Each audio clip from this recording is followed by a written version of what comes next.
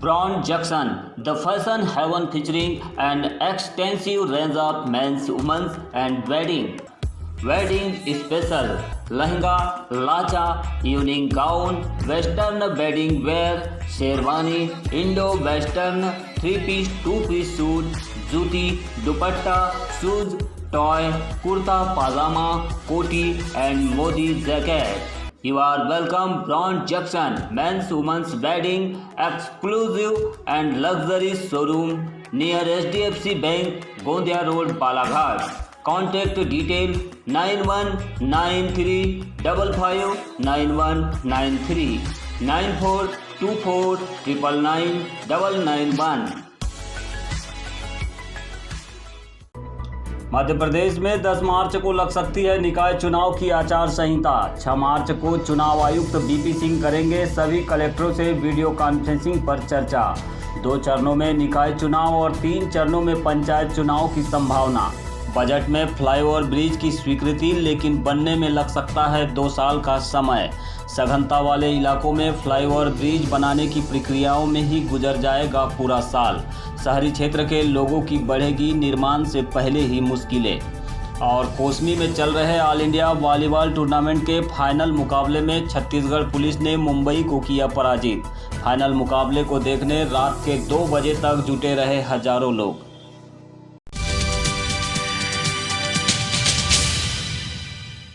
मध्य प्रदेश में 10 मार्च से आचार संहिता लग सकती है। इस पर निर्णय 6 मार्च को चुनाव आयुक्त बीपी सिंह की प्रदेश के सभी कलेक्टर से वीडियो कॉन्फ्रेंसिंग के बाद लिया जा सकता है। प्रदेश में 407 नगरीय निकायों में चुनाव के लिए फाइनल वोटर लिस्ट 3 मार्च को जारी की जा चुकी है। अब सिर्फ आचार संहिता लागू होने का निर्णय लिया जाना शेष है। संभावना जताई जा रही कि राज्य निर्वाचन आयोग ने निकाय चुनाव को 2 और पंचायत चुनाव को 3 चरणों में कराने की तैयारी की है। कोरोना संक्रमण के कारण इस बार वोटिंग का समय 1 घंटा बढ़ाया जा रहा है।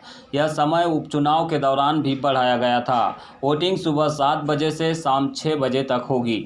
मध्य प्रदेश के नगर निगम और परिषदों में 1 साल से भी अधिक समय से प्रशासकीय कार्यकाल चल रहा है। सबसे पहले कमलनाथ सरकार ने चुनाव की तारीख बढ़ाई थी। इसके बाद शिवराज सरकार भी इसे टालती रही। वहीं इसके बाद इसे 3 महीने के लिए और आगे बढ़ाने का फैसला हाल ही में लिया गया था। इसके खिलाफ याचिका दायर की गई तो हाईकोर्ट ने जल्द ही चुनाव कराने के आदेश दिए थे। चुनाव आयोग के सूत्रों के अनुसार मतदान पूर्व सारी तैयारियां पूरी कर ली गई है।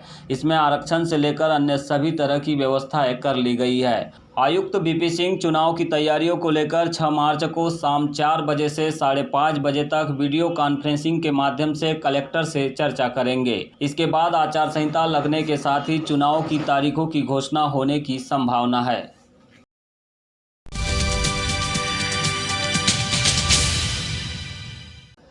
नगर में पिछले कई सालों से रेलवे क्रॉसिंगों पर फ्लाईओवर ब्रिज की मांग आखिरकार वित्त वर्ष 2021-22 के बजट में पूरी हुई है। स्वीकृति के तहत बालाघाट नगर के सरेखा रेलवे क्रॉसिंग और भटेरा रेलवे क्रॉसिंग पर फ्लाईओवर ब्रिज का बनना लगभग तय हो गया है, लेकिन इसकी राह इतनी आसान भी नहीं है जितना कि इसकी स्वीकृति को लेकर मीडिया के माध्यम से चर्चा हो रही है। दरअसल यह दोनों ही रेलवे फ्लाईओवर ब्रिज ऐसे क्षेत्र में बनना है जहां पहले से ही बड़ी संख्या में सघनता दिखाई देती है। ऐसे में इसकी प्राथमिक तैयारियों से लेकर मेजरमेंट और अन्य कार्यों में ही लगभग 1 साल से अधिक का समय बीत सकता है। दोनों ही क्रॉसिंग के पास रिहायशी और व्यावसायिक क्षेत्र है, जिससे प्रशासन को इन्हें हटाने से पहले मुआवजे को लेकर एक बड़ी राशि अदायगी करनी पड़ेगी। यह कार्य उतना आसान भी नहीं है। ऐसे में ब्रिज निर्माण से लेकर पहले ही लंबा समय प्रक्रियाओं को पूरा करने में लग जाएगा, जबकि फ्लाईओवर ब्रिज का निर्माण कार्य शुरू होता है तो उसे इन इलाकों में कार्य करने में ही 1 साल का समय अतिरिक्त लग जाएगा, जो कि बालाघाट नगरवासियों के लिए बेहद ही परेशानी का दौर हो सकता है। वर्तमान में जब से गोंदिया और जबलपुर के मध्य ब्रॉडगेज लाइन का शुभारंभ हुआ है, दक्षिण भारत और पूर्वोत्तर की ओर से गुजरने वाली मालगाड़ियों का संचालन इसी रूट से हो रहा है, जिसके चलते दिन में 10 बार सरेखा फाटक पर जाम लग रहा है। यदि ऐसे ही चलता रहा तो आगे चलकर मालगाड़ियों और पैसेंजर गाड़ियों के दबाव के चलते इस क्षेत्र के लोगों को बेहद ही मुश्किलों का सामना करना पड़ सकता है। खासकर सरेखा और कोसमी में निवासरत लोग जो शहर के अन्य वार्डों से जुड़े हुए हैं और रोजाना आवाजाही आवाजाही करते हैं उनके लिए काफ़ी मुश्किल बढ़ जाएगी। वैसे तो इस फ्लाईओवर ब्रिज को लेकर स्थानीय जनप्रतिनिधियों को बहुत पहले ही प्रयास करने चाहिए थे, लेकिन 2 बार मंत्री रहने के बावजूद बालाघाट विधायक गौरीशंकर बिसेन ऐसा कोई प्रयास नहीं कर पाए, जबकि अपने चुनावी घोषणा पत्र में इसका जिक्र कर शहरवासियों को वे बार बार गुमराह करते रहे, जिसका खामियाजा आज भी शहरवासियों को रोजाना लग रहे जाम के कारण भुगतना पड़ रहा है। मेडिकल कॉलेज को लेकर भी ऐसा ही कुछ पूर्व मंत्री गौरीशंकर बिसेन ने घोषणा पत्र जारी कर किया था। इसमें भी कोई सफलता बालाघाट को नहीं मिली, बल्कि सिवनी जिले को मेडिकल कॉलेज के तौर पर सौगात मिली है, जो कि कहीं न कहीं 2 बार मंत्री रह चुके गौरीशंकर बिसेन की नाकामयाबी को ही दर्शाता है। फिलहाल शहर की सबसे बड़ी समस्या फ्लाईओवर ब्रिज के अभाव में सरेखा फाटक पर रोजाना लगने वाला जाम ही है। यदि सरकार की स्वीकृति के अनुरूप यह ब्रिज 1 साल की अवधि में तैयार नहीं हुआ तो इसके कई दुष्परिणाम आम जनता को भुगतने होंगे। उम्मीद की जा रही है कि वित्तीय बजट की घोषणाओं पर स्थानीय सरकार से जुड़े जनप्रतिनिधि जल्द ही फ्लाईओवर ब्रिज के निर्माण की आधारशिला रखें और जल्द ही जल्द कार्य प्रारंभ कराएंगे, तभी स्वीकृति को कामयाबी के तौर पर देखा जा सकता है, अन्यथा नहीं।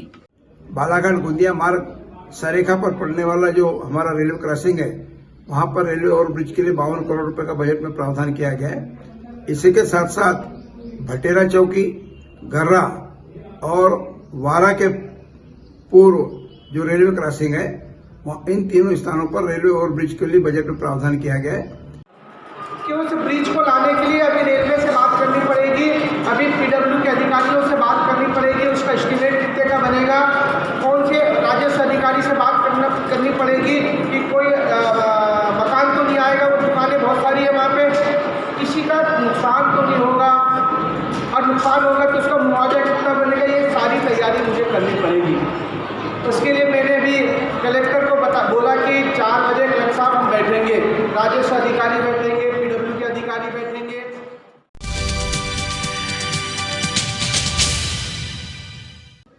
लालबर्रा से 18 किलोमीटर दूर ग्राम वाराटोला पिपरिया में बीते दिनों आदिवासी कोयतुर समाज द्वारा बड़ादेव झंडा पूजन कर क्रांति सूर्य धरती आबा भगवान बिरसा मुंडा प्रतिमा का माल्यार्पण कर अनावरण किया गया। इस मौके पर बाजे गाजे के साथ रैली और कलश यात्रा भी निकाली गई। रैली ने वाराटोला से पिपरिया बस्ती से होकर यक्कारू टोला तक भ्रमण किया। आसपास के ग्राम से आए आदिवासी समाज के लोग इस रैली में शामिल रहे। रात्रि में गोंडीसुरा व गोंडवाना स्टूडेंट्स यूनियन ने सांस्कृतिक प्रस्तुति दी। कार्यक्रम में Gondwana students union Katangjhari, GSU Lalbarra व वारासिवनी टीमों का सहयोग मिला। इस मौके पर मुख्य अतिथि के तौर पर आदिवासी विकास परिषद बालाघाट अध्यक्ष डॉक्टर दिनेश धुर्वे, लालबर्रा जनपद अध्यक्ष किरण मड़ावी, पूर्व कटंगझरी सरपंच अमर सिंह उइके, गोंडवाना स्टूडेंट्स यूनियन कटंगझरी अध्यक्ष हीरा सिंह उइके, जीएसयू शेरपार उपाध्यक्ष रुपेश नागोसे और जीएसयू मध्य प्रदेश उपाध्यक्ष ओम प्रकाश उइके मौजूद रहे।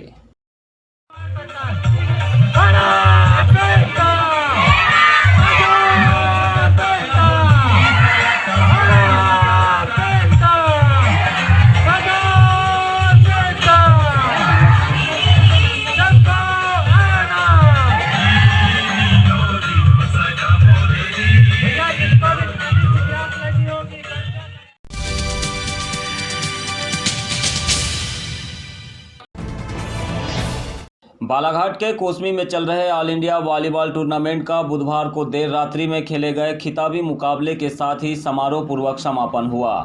भारी भीड़ और दर्शकों के उत्साहवर्धन के बीच संपन्न हुए फाइनल मुकाबले में छत्तीसगढ़ पुलिस ने मुंबई को तीसरे सेट में ही पराजित कर दिया।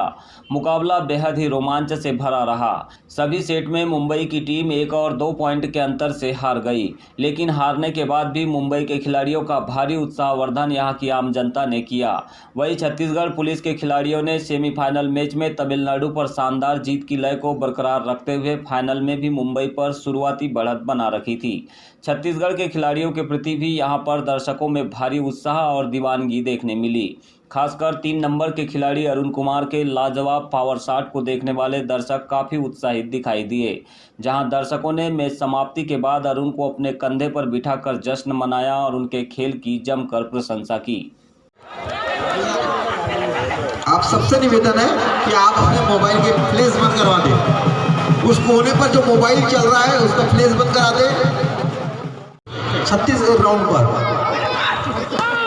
हाइट का फायदा उठाया। Service 17 number plate. यहाँ पॉइंट अर्जित किया महाराष्ट्र टीम ने।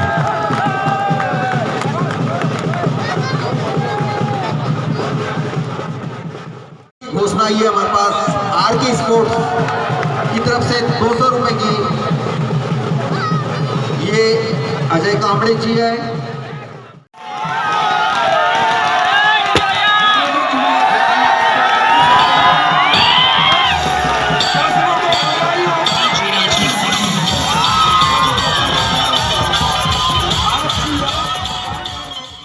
फाइनल मैच से पहले तीसरे नंबर की टीम को लेकर परतवाड़ा अमरावती और तमिलनाडु के बीच रोमांचक मैच हुआ। इस मैच में भी तमिलनाडु की टीम सेमीफाइनल की तरह करीबी मुकाबले में 2-1 के अंतर से हार गई।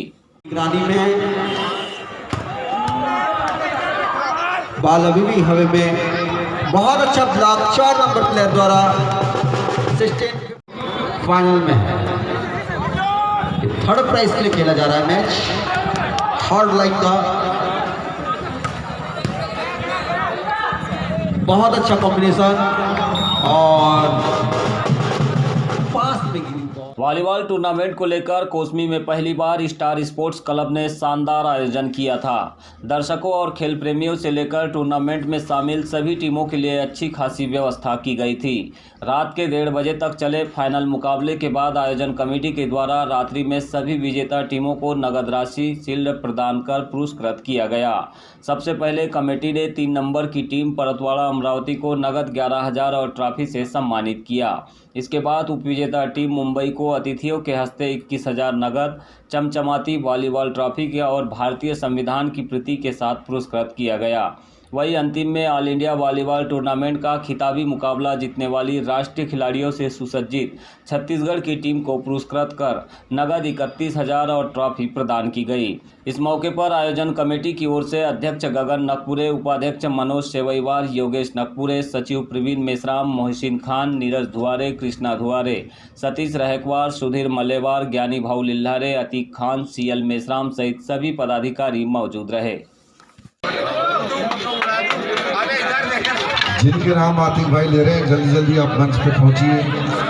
ये संविधान की पत्रिका भी भेंट करेंगे हमारे अध्यक्ष महोदय, भारत के संविधान की।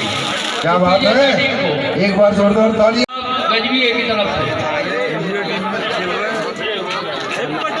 साथियों,